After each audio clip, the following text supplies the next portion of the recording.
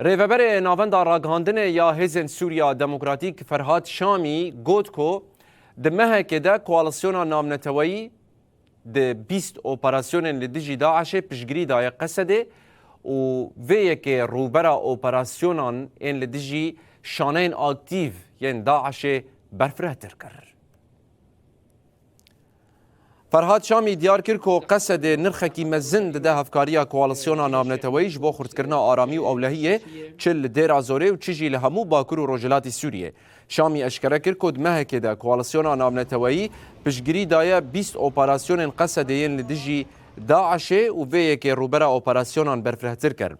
بگوتنا شامی هزن وان پشتراز دکن که اف هفکاریا خرد پابندیا به بردوام کرنا شر لدیجی داعش نشان ده که اوجی خدمت آرامی و اولهی خلق هرمه و تباهی گل سوریه دکه.